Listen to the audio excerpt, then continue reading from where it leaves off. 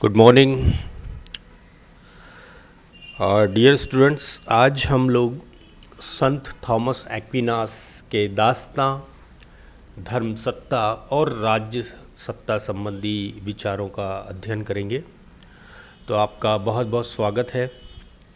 Specially ये video व्याख्यान BA third year political science के स्टूडेंट्स के लिए है और हम पश्चिमी विचारक और विचारधारा, ये जो हमारा प्रश्न पत्र है उसके सेकंड यूनिट के अंतर्गत हमें संत थॉमस एक्विनास के बारे में अध्ययन करना है। उनके जो मुख्य सिद्धांत थे, उनकी जो मुख्य मान्यताएं थी, उस दर्शन का हमें परिचय प्राप्त करना है। तो उस कड़ी में ये वीडियो व्याख्यान हमारी तरफ से निर्मित किया गया है, जिसमें आप संत थॉमस एक्विनास के दास्तां, धर्म संबंधी और राज्य संबंधी विचार जो थे उनकी जानकारी हम लेने की कोशिश करेंगे। तो आइए चलिए देखते हैं संत थॉमस एक्विनास के इन 3 बिंदुओं पर विचार किस तरह के थे। सबसे पहले जो बात करेंगे हम वो है दास्तां की, स्लेवरी। आप सभी को ये विदित है कि दास्तां से क्या तात्पर्य है, तो उसके मीनिंग या परिभाषा या उसके अर्थ में हम नहीं जाएंगे। दास्तां का अपने आप में ही काफ़ी कुछ अर्थ स्पष्ट है कि एक व्यक्ति के द्वारा ली जाने वाली सेवा किसी अन्य व्यक्ति के द्वारा के माध्यम से, तो वो दास्तां कहलाती है। और दास्तां में एक तरह से व्यक्ति जो दास होता है वो अपनी स्वतंत्रता पूरी तरह से खो बैठता है और उसका जो सारा जीवन होता है, उसके जो सारे कार्यकलाप होते हैं वो अपने मालिक के ऊपर निर्भर करते हैं। मालिक जितनी स्वतंत्रता उसे दे, अमूमन वो देता नहीं है, बल्कि एक मशीन की तरह, एक यंत्र की तरह है। एक दास अपने मालिक की सेवा में अपना सारा जीवन खपा देता है। तो इस तरह के एक संबंध को मालिक और दास के संबंध कहा जाता है। अब ये थोड़े बहुत अलग अलग हो सकते हैं, अलग अलग प्रदेशों के संदर्भ में या इतिहास के अलग अलग कालखंडों के संदर्भ में अगर बात की जाए तो ये थोड़ा बहुत कमोबेश एक दूसरे से भिन्नता रख सकते हैं कि कुछ मामलों में दासों को कुछ रकम दी जाती थी, कुछ मामलों में नहीं भी दी जाती थी। कुछ लोग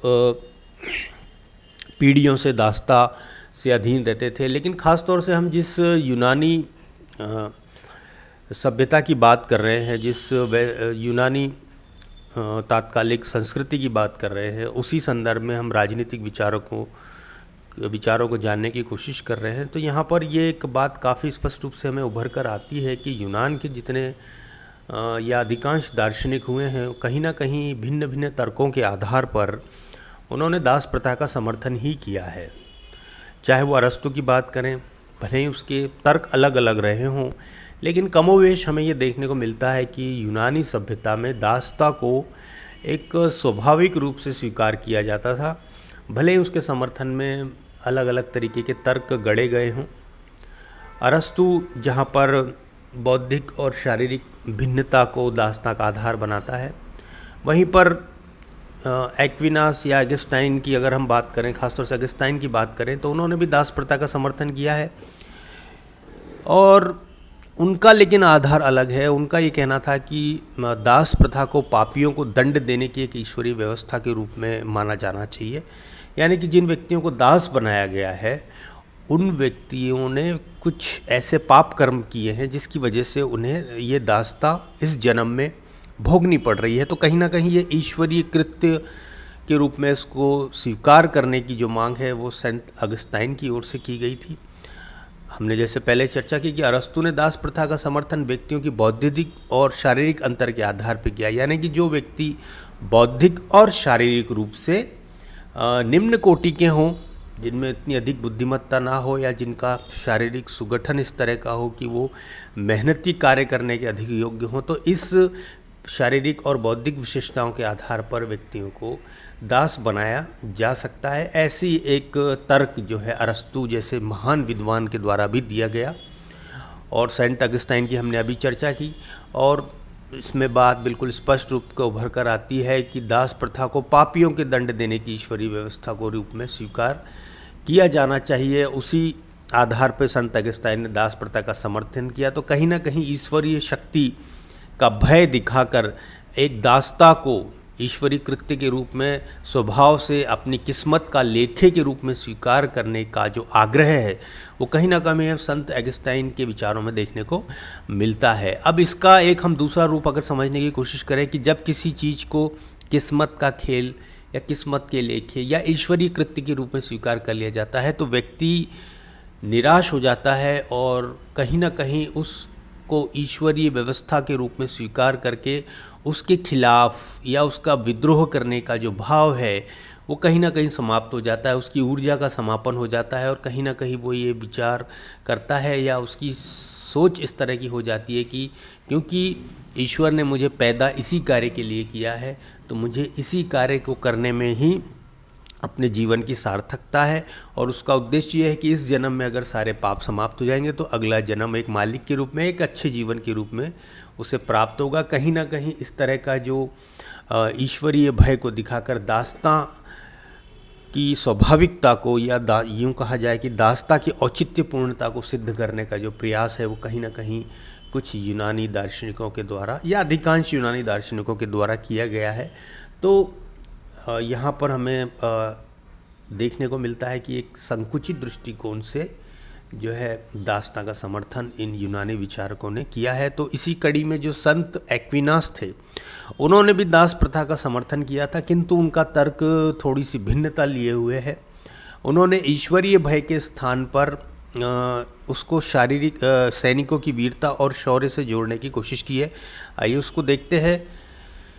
एक्विनास ये तर्क देते हैं कि क्योंकि दास अगर कोई सैनिक युद्ध में जाता है और अगर वो कहीं ना कहीं हार को प्राप्त करता है तो उसके बंदी बनाने के उपरांत उसको दास बनाए जाने की बहुत अधिक संभावना है। तो एक्विनास इसका समर्थन करते हुए यूँ कहता है कि इस दास प्रथा के कारण, इस दासता के कारण जो सैनिक होते हैं उनमें वीरता, शौर्य और उत्साह की भावना का संचार होता है और युद्ध में पराजित होने पर सैनिक दास बना लिए जाते हैं। अतः यह जो बात है सैनिकों को युद्ध में अधिकाधिक वीरता प्रदर्शित करने के लिए प्रोत्साहित करती है ताकि वह विजयी हो और दास न बने। इस प्रकार दास प्रथा के समर्थन में उसका दृष्टिकोण पूर्णतः व्यवहारिक और बहुत कुछ सीमा तक अरास्तु से काफ़ी भिन्नता लिए हुए में यहाँ दिखाई देता है। तो अगर इसका विश्लेषण हम करें तो इसमें कुछ कमजोरियां हमें देखने को मिलती हैं। कमजोरियां क्या हैं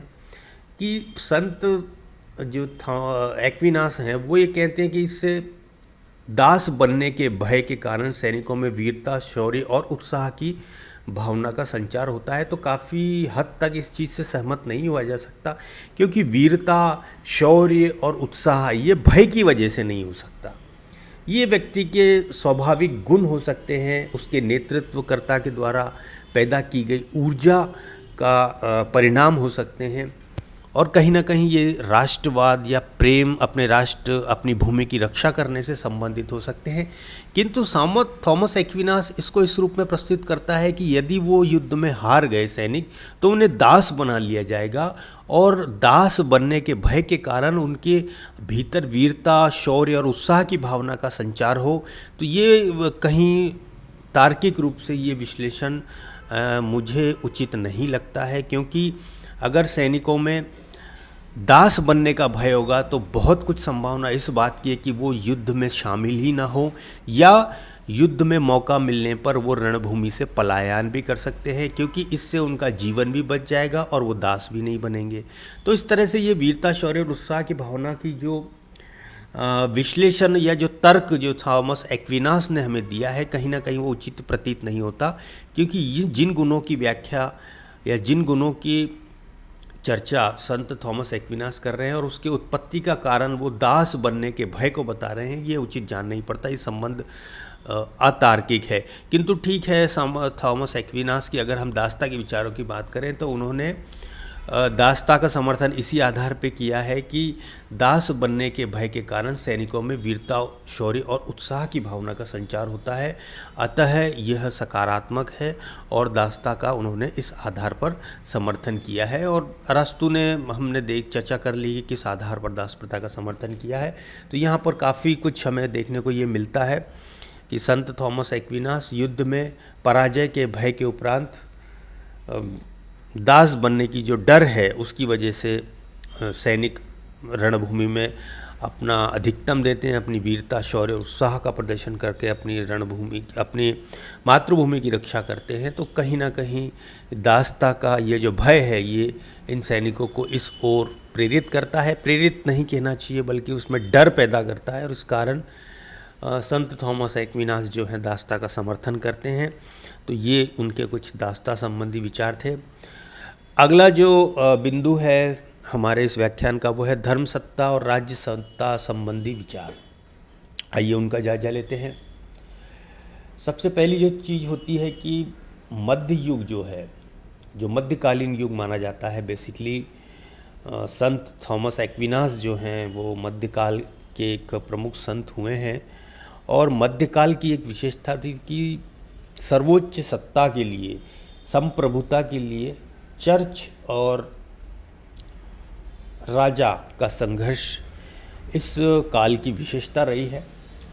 राज्य की सत्ता और धर्म सत्ता के बीच संघर्ष, संप्रभुता की होड़ और अपने आप को सर्वोच्च सिद्ध करने का संघर्ष इस युग की प्रमुख विशेषता के रूप में हमारे सामने आता है। तो कहीं ना कहीं संत थॉमस एक्विनास के जो विचार थे वो भी हमें इस संदर्भ में देखने को मिलते हैं कि धर्म सत्ता और राज्य सत्ता में कौन अधिक सर्वोच्च है, किसको किसके अधीन होना चाहिए, इसके बारे में संत थॉमस एक्विनास के क्या तर्क थे, आइए उनका हम जायजा लेते हैं। तो यहाँ पर आप देख सकते हैं कि धार्मिक और लौकिक सत्ता के पारस्परिक संबंध के प्रश्न पर एक्विनास ने मध्यकाल में प्रतिपादित दृष्टिकोण का ही समर्थन किया है। और मध्यकाल में इस बात का बोलबाला था कि राज्य सत्ता को धर्म सत्ता के अधीन होना चाहिए और कहीं ना कहीं राज्य की दैवीय उत्पत्ति के सिद्धांत का जो समर्थन है वो भी हमें यही संकेत करता है, या इस सिद्धांत का गठन या जो गढ़ा गया है इस सिद्धांत को वो भी धर्म सत्ता को राज्य सत्ता के ऊपर सर्वोच्चता प्रदान करने के दृष्टिकोण से ही किया गया है। तो यहाँ पर मध्यकाल का एक जो विचार था कि धर्म सत्ता जो है वो सर्वोच्च है और राज्य सत्ता उसके अधीन है। तो कहीं ना कहीं यही विचार का जो रिफ्लेक्शन है, इसका जो प्रतिबिंब है वो हमें संत थॉमस एक्विनास के विचारों में भी देखने को मिलता है। उनका विचार था कि क्योंकि विश्वास और आस्था के क्षेत्र में चर्च सर्वोच्च सत्ता होने के कारण लौकिक क्षेत्र में भी उसको सर्वोच्च सत्ता प्राप्त होनी चाहिए। ये एक संत थॉमस एक्विनास का विचार था धर्म सत्ता के संदर्भ में। आगे वो कहते हैं कि शासक का ये कर्तव्य है कि वो लौकिक कार्य को ईश्वर की इच्छा के अनुसार संपादित करे और इस दृष्टि से राज्य के जो अधिकार पुरोहित या पादरी वर्ग या चर्च के दैवीय कानून के अधीन होने चाहिए। तो यहाँ स्पष्ट रूप से उनका तर्क का उद्देश्य हमें देखने को मिलता है। वो ये चाहते थे कि राज्य सत्ता धर्म सत्ता के अधीन हो, क्योंकि एक्विनास के नाम के पहले संत लगा हुआ है तो जाहिर सी बात है उनका झुकाव ईसाई आध्यात्मिकता और चर्च की ओर अधिक होगा। और कहीं ना कहीं ये उनके विचारों में भी हमें देखने को मिलता है। आगे वो ये कहते हैं कि यदि कोई शासक चर्च की आज्ञाओं का अवहेलना करता है तो उसे पदच्युत और बहिष्कृत कर दिया जाना चाहिए। तो यहाँ पर हमको क्लियर कट स्पष्ट रूप से देखने को मिलता है कि संत थॉमस एक्विनास जो थे वो धर्म सत्ता को सर्वोच्च स्थान प्रदान करते थे और राज्य सत्ता को उसकी अनुचरी या उसके नीचे का स्थान प्रदान करते थे। मध्यकाल में पोप का भी यही विचार था कि राजा भले ईश्वर की प्रतिमूर्ति हो सकता है, ये कहा जाता था मध्यकाल में, या राजाओं के द्वारा भी ये तर्क गढ़ा गया था कि राजा जो है पृथ्वी पर ईश्वर की सांस लेती हुई मूर्तियां हैं, ये एक प्रमुख रूप से कहा जाता था।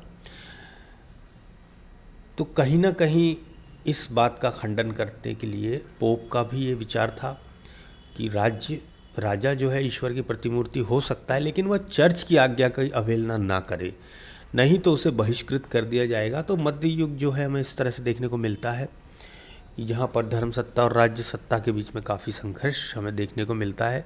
हालांकि बाद में हम लोग सभी जानते हैं कि मध्यकाल के अंत आते आते जो है राज्य सत्ता धर्म सत्ता के ऊपर काबिज हो गई थी, और उसको हम आगे चर्चा में दे लेंगे। अब इसमें आगे एक्विनास का विचार था कि नागरिक कल्याण और उसकी मुक्ति से संबंधित विषयों में पोप को सभी शासकों पर सर्वोच्च सत्ता प्राप्त होनी चाहिए। तो कहीं ना कहीं मध्य युग में ये विचार प्रचलित था कि व्यक्ति मृत्यु के उपरांत भी एक जीवन उसका होता है और उसके अपने कर्मों का हिसाब किताब उसे अपने ईश्वर के समक्ष देना होता है। तो कहीं ना कहीं उसकी जो मुक्ति है और उसका जो कल्याण है लौकिक जीवन में और पारलौकिक जीवन में, कहीं ना कहीं वो चर्च से जुड़ा हुआ है और चर्च की आज्ञाओं के पालन करने में ही उसकी मुक्ति छुपी हुई है और वहीं से उसका कल्याण हो सकता है। तो ऐसी स्थिति में क्योंकि धर्म की आधिकारिक सत्ता पोप के पास है, तो जाहिर सी बात है कि लौकिक सत्ता या राज्य सत्ता में भी पोप को प्रधानता प्राप्त होनी चाहिए और राज्य सत्ता पोप के अधीन या धर्म सत्ता के अधीन होनी चाहिए। तो इस तरह हम देखते हैं कि संत थॉमस एक्विनास ने चर्च को अलौकिक और आध्यात्मिक सभी मामलों में सर्वोच्च स्थिति प्रदान की है और इस प्रकार अपने राज्य के समस्त व्यक्तियों और संस्थाओं पर चर्च का प्रभुत्व सिद्ध किया है। फिर भी वह इस तरह से शाही का अतिरिक्त पोषण नहीं करता जैसे ग्रेगरी सप्तम करते हैं, ना ही उसके धर्म सत्ता और राज्य सत्ता संबंधी विचारों पर टिप्पणी करते हुए पोस्टर लिखा है कि चर्च सामाजिक संगठन का ताज है और वह अलौकिक संगठन का प्रतिद्वंद्वी नहीं है, वरना उसकी पूर्णता है। तो पोस्टर के जो विचार हैं कहीं ना कहीं उन्होंने संत थॉमस एक्विनास के विचारों को परिमार्जित करते हुए इस रूप में प्रस्तुत किया है कि संत थॉमस एक्विनास चर्च को या राज्य सत्ता को धर्म सत्ता का प्रतिद्वंद्वी नहीं मानते हैं, बल्कि एक दूसरे का पूरक मानने की कोशिश करते हैं कि एक क्षेत्र में अलौकिक या आध्यात्मिक क्षेत्र में चर्च की सर्वोच्चता होनी चाहिए और लौकिक क्षेत्र में राज्य सत्ता की प्रधानता होनी चाहिए। लेकिन अंततः कहीं ना कहीं हमें ये देखने को मिलता है कि धर्म सत्ता की प्रधानता को संत थॉमस एक्विनास राज्य सत्ता के ऊपर का स्थान देते हैं और कहीं ना कहीं इस बात को भी प्रतिपादित करते हैं कि राजा को धार्मिक सत्ता या पोप के आदेशों की अवहेलना नहीं करनी चाहिए। और यदि ऐसा होता है तो एक्विनास के विचारों में हमें देखने को मिलता है कि फिर धर्म सत्ता के द्वारा राजा को बेदखल कर दिया जाएगा या कर दिया जाना चाहिए। इस बात का समर्थन भी कहीं ना कहीं एक्विनास के विचारों में हमको देखने को मिलता है। तो इस तरह से आज के इस व्याख्यान में हमने दो बिंदु प्रमुख रूप से कवर किए हैं। एक है दासता के संबंध में संत थॉमस एक्विनास के विचार, उनके समर्थन के तर्क हमने देखे। दूसरे विचार हमने धर्म सत्ता और राज्य सत्ता के आपसी संबंधों के संदर्भ में संत थॉमस एक्विनास के क्या विचार थे, क्या उनका दर्शन था और उनके क्या तर्क थे, उस चीज़ को जानने और समझने की कोशिश की। वीडियो में बने रहने के लिए बहुत बहुत धन्यवाद। बहुत शीघ्र ही हम संत थॉमस एक्विनास के सिद्धांतों की अगली कड़ी का व्याख्यान आपके समक्ष प्रस्तुत करेंगे। बहुत बहुत धन्यवाद।